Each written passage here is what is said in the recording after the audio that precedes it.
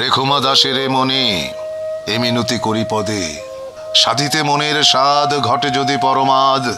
মঞ্চ থেকে চলচ্চিত্র সবখানে তিনি রাজত্ব করেছেন দুর্দান্ত প্রতাপে। কয়েক দশক অভিনয়ে তিনি মাতিয়ে রেখেছিলেন নিজের অভিনয় দিয়ে। ভাঙনের শব্দ শুনির সিরাজ তালুকদার, সংসপ্তকের কানকাটা রমজান কিংবা শ্যামল ছায়ার একজন মুক্তিযোদ্ধাকে মানুষ মনে রাখবে অনেক দিন। নিজেকে কিংবদন্তিতে পরিণত করেছেন তিনি হুমায়ুন ফরিদী। তোর মতো এত স্নিগ্ধ, এত গভীর সুন্দর আর কিছু নেই। আজ 29 মে, খ্যাতিমান এই অভিনেতার 72তম জন্মদিন। জাত অভিনেতা ছিলেন তিনি, রক্তে মিশেছিল অভিনয়। নাট্যজগতের সবাই বুঝে ফেলেছিল ধূমকেতুর আবির্ভাব হয়েছে, একদিন শাসন করবে ধূমকেতুরূপী এই যুবক। টানা 3 দশক তিনি মাতিয়ে রেখেছিলেন ম্যাজিক্যাল অভিনয় দিয়ে। 1952 সালের 29 মে এমন একটি দিনেই পৃথিবীতে এসেছিলেন হুমায়ুন ফরিদী। ঢাকার নারিন্দায় জন্ম নিয়েছিলেন এই অভিনেতা। 4 ভাই বোনের মধ্যে ছিলেন দ্বিতীয়।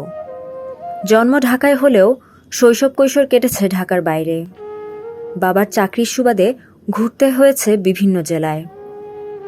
চাঁদপুর সরকারি কলেজ থেকে এইচএসসি শেষ করেন।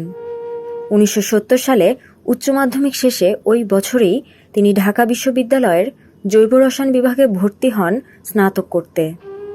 কিন্তু পরের বছরই মুক্তিযুদ্ধ শুরু হয়। খাতা কলম বাক্সে বন্দি করে কাঁধে তুলে নেন রাইফেল। দীর্ঘ 9 মাস পাকিস্তানি হানাদারদের বিরুদ্ধে দামাল ছেলের মতো লড়াই করেছেন ফরিদী। যুদ্ধের পর লাল সবুজ পতাকা হাতে ঢাকায় ফিরলেও ঢাকা বিশ্ববিদ্যালয়ে আর ফেরেননি। ভর্তি হন জাহাঙ্গীরনগর বিশ্ববিদ্যালয়ে। সেখান থেকে প্রথম শ্রেণীতে প্রথম স্থান অধিকার করে অনার্স সম্পন্ন করেন। তবে এত ভালো ফলাফল করেও পেশা হিসেবে বেছে নেন অভিনয়কে।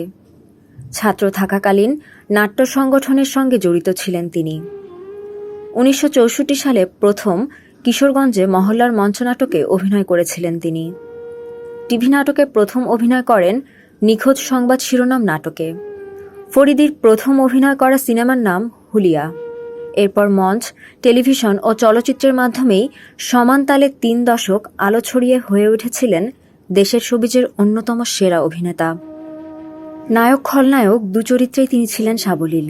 তবে হুমায়ুন ফরিদী বাংলাদেশ টেলিভিশনে প্রচারিত বিখ্যাত সংসপ্তক নাটকে কানকাটা রমজান চরিত্রে অভিনয়ের জন্য দেশজুড়ে আলোচিত হয়েছিলেন।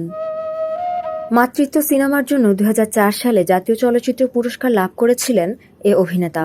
এছাড়া নৃত্যকলা ও অভিনয় শিল্পের জন্য 2018 সালের 21 পদক লাভ করেছিলেন তিনি। 2012 সালের 13 ফেব্রুয়ারি ফাগুনের আগুনে বিষাদের কালো ছায়া ফেলে চিরবিদায় নেন কিংবদন্তি এই অভিনেতা। কাঁদিয়েছিলেন কোটি ভক্তকে। আজকের দিনে দ্য ডেইলি মেসেঞ্জার তাকে স্মরণ করছে গভীর শ্রদ্ধা ভরে।